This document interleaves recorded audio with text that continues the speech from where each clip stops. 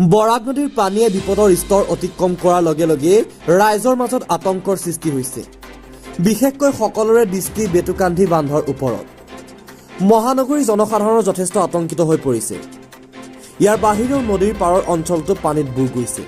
বিপদৰ সীমা অতিক্ৰম কৰিলে চিন্তিত হৈ পৰে জিলা প্ৰশাসন। শিলচৰৰ বিধায়ক দীপায়ন চক্ৰৱৰ্তী, জিলা উপায়ুক্ত ৰোহন কুমাৰ জান, আৰক্ষী অধীক্ষক নুমল মহন্তই বুধবাৰে বিয়লি মথাউৰিটো পৰিদৰ্শন কৰে। বিশেষকৈ সকলোৱে প্ৰথমে বেটুকান্ধিত আৱিৰ্ভাৱ হৈছিল। কাৰণ 2022 চনৰ এই বেটুকান্ধিৰ বাবেই মহানগৰীৰ বিপৰ্যজনক বানপানীৰ সৃষ্টি হৈছিল। গতিকে এইবাৰ প্ৰশাসনে বেটুকান্ধিৰ ওপৰত তীক্ষ্ণ দৃষ্টি ৰাখিছে। দলৰ নিৰ্দেশে আমি পশ্চিমবংগত নিৰ্বাচনত আছিলোঁ। আজি আহিলোঁ। এতিয়া আহি আমি দলৰ কাৰ্যকৰ্তাৰ লগত ইয়াতে আহিলোঁ। আমাৰ DC মহোদয় আহিছে আৰু SP মহোদয় আহিছে। আমি ইয়াত দেখা পালোঁ যে আমাৰ বেটুকান্ধি যিটো দায়িত্ব আছে, এই বেটুকান্ধি দায়িত্ব আপোনালোকে জানে যে 2022 এই ফ্লাডৰ পিছত আমাৰ মাননীয় মুখ্যমন্ত্ৰী ডক্টৰ হিমন্ত বিশ্ব শৰ্মা ডাঙৰীয়া আৰু আমাৰ বিভাগীয় মন্ত্ৰী পীযুষ হাজাৰিকা তেওঁলোকৰ নেতৃত্বত আমাৰ দায়িত্ব হৈছে। আমি এইটো আমি ক'ব পাৰোঁ ৰাইজক যে আমি এতিয়া ছেফ জোনত আছোঁ। এতিয়া আমাৰ স্লুইচ গেটখন আমি দেখা পালোঁ যে মহিষা বিলৰ যেতিয়া আমাৰ বৰাকৰ লেভেলটো কম থাকে তেতিয়া মহিষা বিলৰ যিটো স্লুইচ গেট, এইটো স্লুইচ গেটৰ পৰা আমি ট্ৰাই কৰোঁ মহিষা বিলৰ পানীবিলাক নদীত পেলোৱাৰ কাৰণে। এতিয়া আমি দেখা পালোঁ যে একদম খুব সোনকালে আমাৰ এই বৰাকৰ পানীবিলাক লেভেলটো ৰাইজ কৰি আছে। সেইটো কাৰণে মহিষা বিলৰ আৰু পানী এতিয়া সম্ভৱ নহয় আৰু বৰাকত দিয়া। সেইটো কাৰণে স্লুইচ গেটটো বন্ধ কৰিব লাগিব।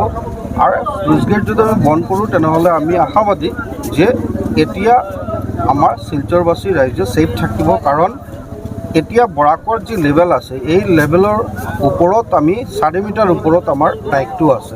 সেইটো কাৰণে আমি ছেফ জোনত আছোঁ। একজেক্টলি বেৰেংগাও ছেম হৈ আছে। বেৰেংগাৰ ডাবল স্লুইচ গেট এটা ডাবল শ্বাটাৰৰ হৈ আছে। আপোনালোকে জানে যে পীযুষ হাজাৰিকা ডাঙৰীয়া যোৱা বছৰ আহি এইটো কনফাৰ্ম কৰিছিলে, এইটো কাম ষ্টাৰ্ট হৈছে।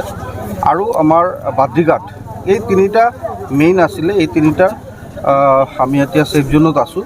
এতিয়া কথাটো হ'ল আমি এতিয়া ইয়াত যাম আমাৰ তাৰাপুৰ শিৱবাৰী যিটো ছিংকিং জোন আছে, এই ছিংকিং জোনৰ অৱস্থাটো কি আছে এইটো চাম।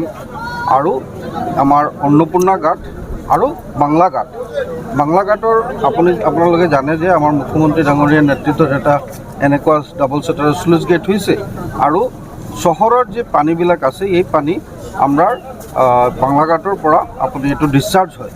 কিন্তু যোৱাকালি মই যিটো খবৰ পাইছিলোঁ যে জাতিংগাৰ জলটো ব্লেক ফ্ল' কৰি আছিলে। সেইটো কাৰণে এতিয়ালৈকে পানীটো যিমান কোৱান্টিটিত ওলাব লাগে সিমান কোৱান্টিটিত ওলাব পৰা নাই। তো সেইটো মই চাম এতিয়া। দাদা আৰু এটা বস্তু দেখিছোঁ, আজি 3টা বজাত আমাৰ অন্নপূৰ্ণা ঘাটত ডেঞ্জাৰ লেভেল ক্ৰছ কৰি গৈছে বৰাকত। এভৰি আৱাৰ মোৰ দেন 20 চেণ্টিমিটাৰ বাঢ়ি আছে। চিন্তাৰ বিষয় হয়নে নাই? সোনকালে পানীৰ লেভেলটো বাঢ়ি আছে, এইটোতো চিন্তাৰ বিষয়।